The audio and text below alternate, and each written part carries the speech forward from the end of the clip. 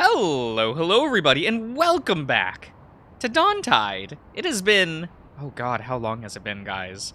What, 2022 was the last time I played this game? You know, like, right on the release of Build 1, we played it, and then I have just neglected to keep up with it. But that's okay, we're here. I was reminded that this game exists. I feel bad. Goldman is sorry, everyone. So, if you ever feel like I'm neglecting a playthrough that you want me to continue, feel free to just comment about it. You know, things things get weird sometimes, and I just forget about things. You know, it is what it is. But what happened last time? We had dinner with our friends. We met up with the Grifu.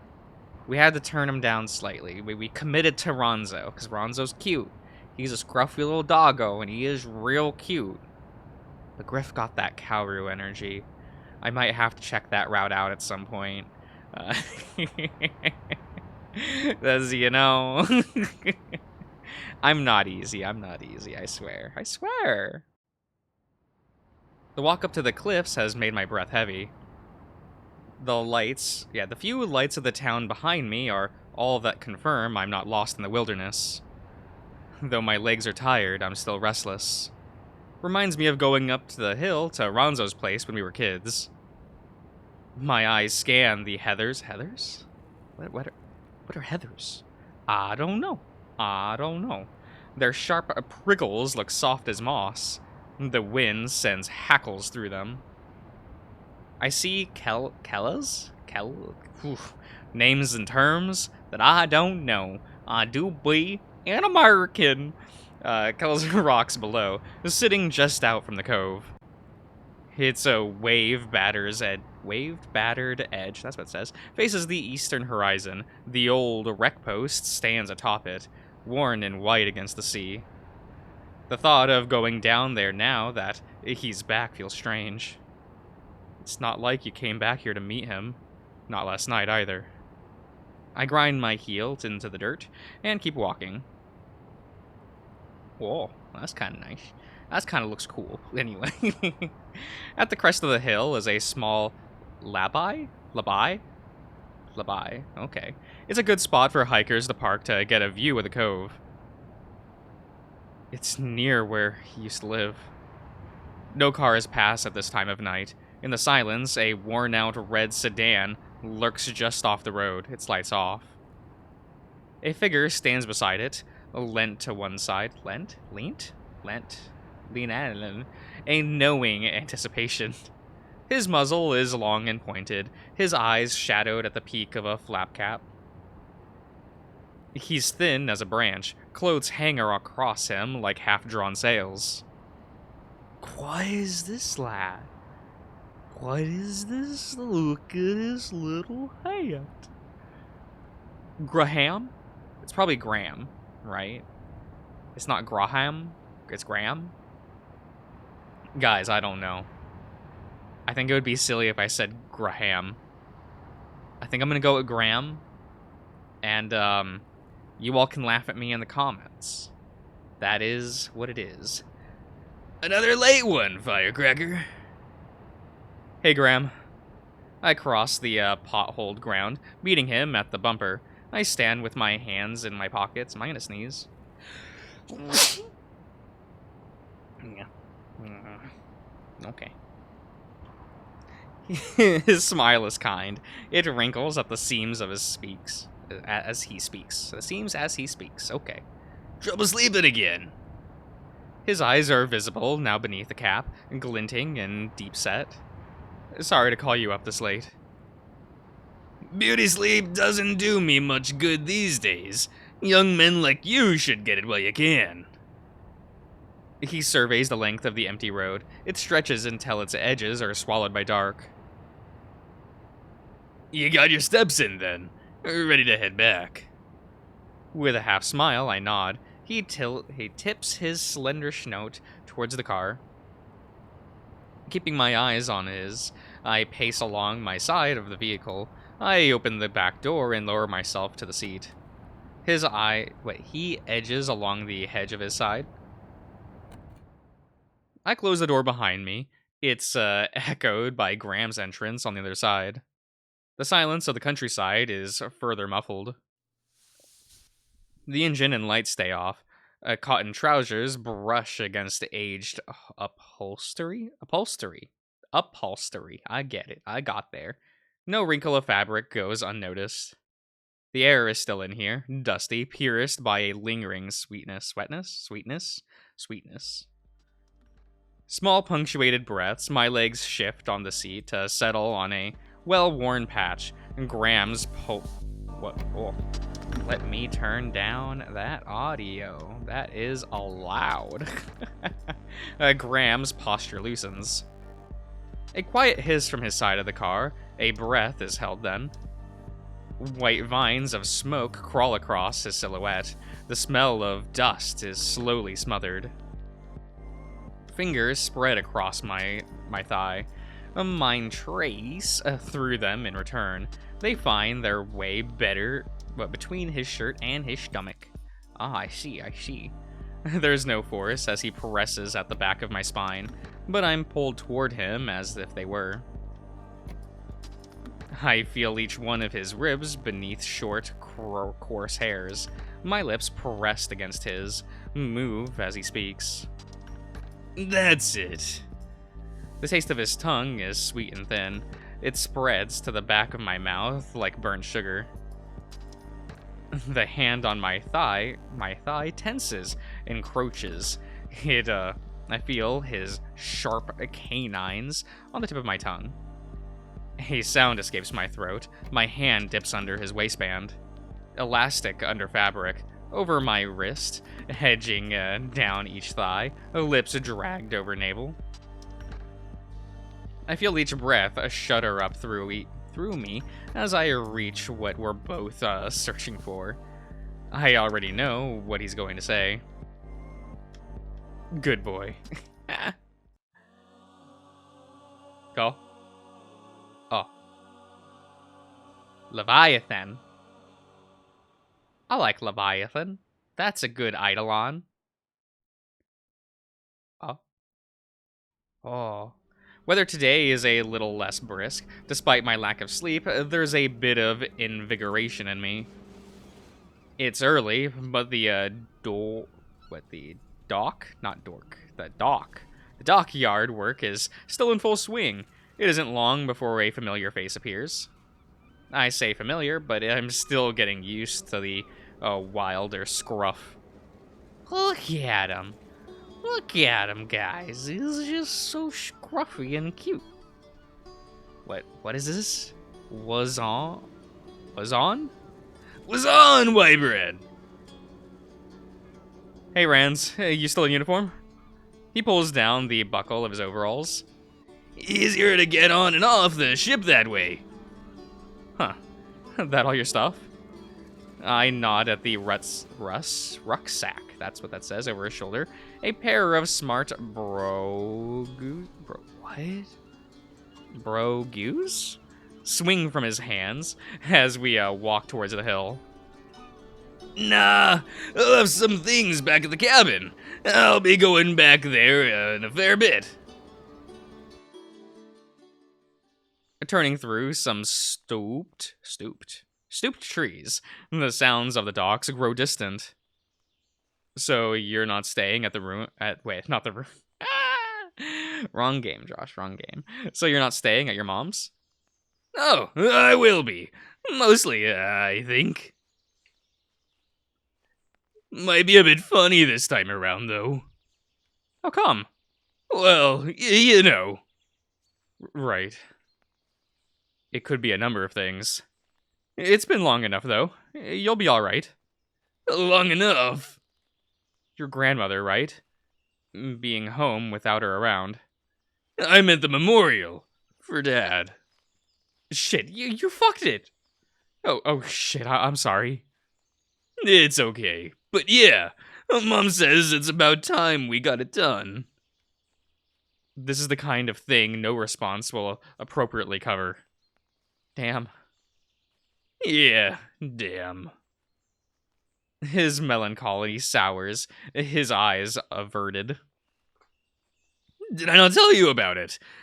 Did I drop that on you just now? Wait, lie you didn't tell me? I don't remember. Lie or tell the truth? I'm kind of just a truthful boy. Because, I'm like, whatever. To be honest, I don't remember. Work's been a bit. It's fine. But hey, it's okay. I'm here either way. I lean in and squeeze him from the side. Always around if you want to talk about it. And that picks him up. You too, Rybread. The sun speckles through the trees. Its little golden earrings glisten like his eyes. You've gone full, hello, sailor, since you've been gone, haven't you? His eyes flick to mine. He spots where I'm looking. Oh, the earring. A smirk warms my cheeks. More of that. I think you're keeping your cabin free for a reason. What do you mean? Come on, I saw Prowler on your phone yesterday. Well, you know how it is. Bet that thing is pinging off like mad when you get to port. Come off it. I get a few. How many you shagged at the last stop then? The last one? 2, I think. Was hoping for more. Any good? Yep. Not getting much out of him. You go around the dock with a handkerchief hanging off your back pocket? No. But if I did, what color would you think it'd be? Best stick with the basics. Standard, run-of-the-mill, penetration. Freak him out. Show him you know the hardcore stuff. Test the water.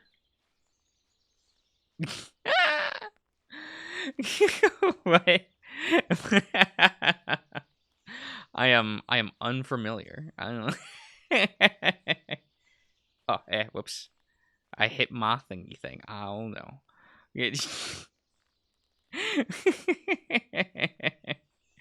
Let's go, let's just go with this one, Navy blue? He scoffs knowingly. Sometimes. What side, though? I feel a little bit evil poking at him like this. He's a sweet boy, so hearing about his seedier exploits is something of a novelty. His embarrassment soon lapses into a wistful sigh. What? Nothing. I've just missed this. Talking about gay stuff? There must be others in the crew. There are, but they ain't shy about talking about it either.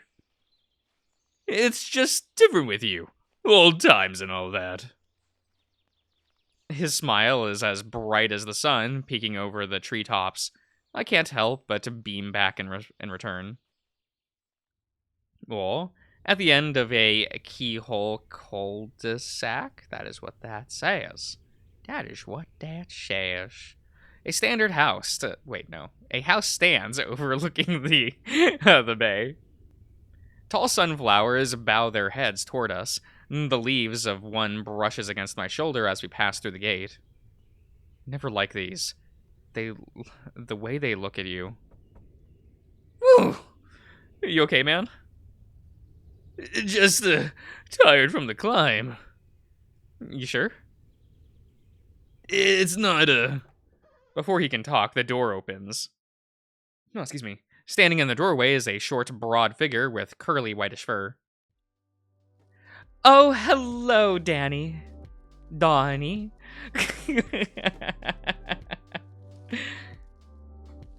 Ronzo is quickly dragged into a tight hug. The woman's voice is coated in a thick, warm accent.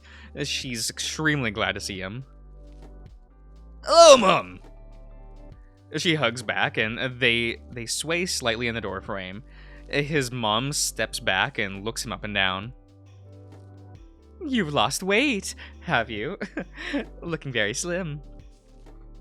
Thanks, Mom. It's so good to see you.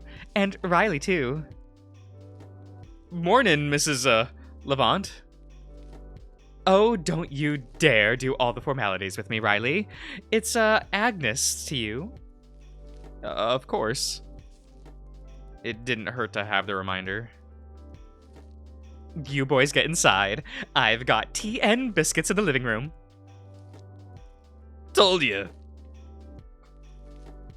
Oh, what a nice little place.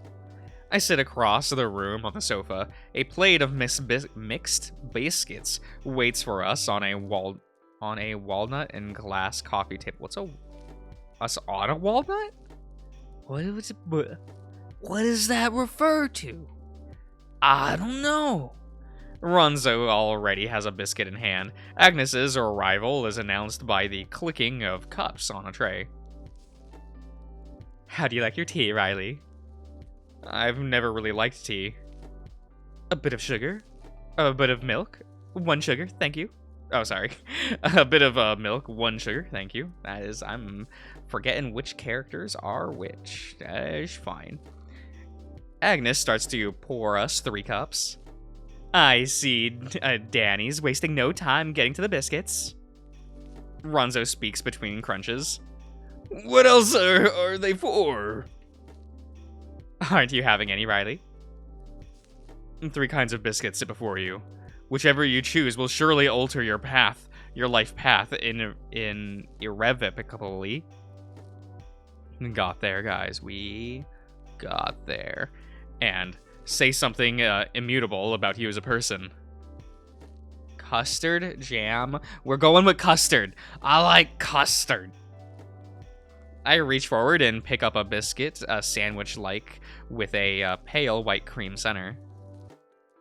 Traditional and dependable. A good, safe choice. Okay, okay. Leaving Dan's favorite for him, I see. Ronzo is halfway through a bite of a jam one. Agnes passes my tea to me before passing another to Ronzo. Thank you. Not a problem, my dear. So tell me, how was the trip over? It wasn't easy. We had some stormy weather out of the bay and a radio outage. It was all right across the Maidway, but a lot of long shifts on approach 'cause of the weather. I always worry when you talk about storms. That's why I didn't tell you about them till now. It looks like you had lovely weather before you left, though. Yeah, it's been nice living somewhere warm for a while. Oh, the food out there is really nice. It's right on the border, so you get a lot of mixed stuff together. You'd love it. Next time you go out there, I'll stow away, and you can take me along. How have things been here? Well, aside from the plans, lately not much to say. I did some gardening for Mrs. Rosevale recently. Sal's mom? Yes, lovely place she has. Shame they kept it all behind a wall. I think that makes it nicer for those who get to see it. A proper hidden garden. The tea in their cups has all but run down. Mine is still about halfway finished. A timer beeps from behind the oven behind the oven over in the kitchen. Agnes places her cup down and stands. Sorry, boys. I've got to see the dinner. See to dinner. That's what that says. I should get my stuff upstairs, too. Coming, Riley? Sure. I place my cup down, tea still swaying in it, and follow Ronzo to the stairs. Look at this old place. Look at this. This I see, Hearty. There's those little thingy things, and he's got a little string instrument. And he's got that's nice. Nice little place. Ronzo's room feels practically untouched. The still air is pushed around by our presence. Sorry, the keyboard got away from me just then. It slid away. It's just as I remembered it. It's been waiting for someone to return. What? What is this? Ronzo slings his bag down on the desk and stands beside the bed. No place like home, right? His gaze follows us around the room, his eyes tracking over every spot. His chest lifts with the expectation to laugh, before deflating as air whistles through his nostrils. You alright? He pauses. Oh, good. He starts taking some things out of his bag, setting them down in an orderly fashion on the table. I feel a buzz in my pocket. Sal's calling. Hey, Sal. Hey, Riley. Her voice sways in high tones before breathing. She's walking somewhere. Everything good at Ronzo's? He's not picking up. My phone pressed to my cheek. I turned to Ronzo, smiling. Never does. What? I lower the receiver to address him. Sal's been trying to call you. Oh, sorry, I had it on silent. I bring the phone back to my ear. It's okay. It's not. I was calling to ask if you guys wanted to go to the beach on Saturday. The beach? A bit cold, isn't it? Weather's picking up later in the week. Supposed to be in the 20s. Is that Celsius? I don't know. I use freedom units, you know. I peer out the window to see ripples of wind pushing through the sunflowers. Believe it when I see it, but sure. Beach this week, Ronzo? Sal says it's gonna be warmer. Ronzo shrugs happily as he continues emptying his rucksack. Don't see why not. Ronzo's good for it. Amazing. Great. There's a relief in Sal's voice, but she sounds worn out. I make my way to the doorframe and hush my voice. Okay, everyone, I'm going to end the part here, so I do hope you all have enjoyed, and I'll see you guys around.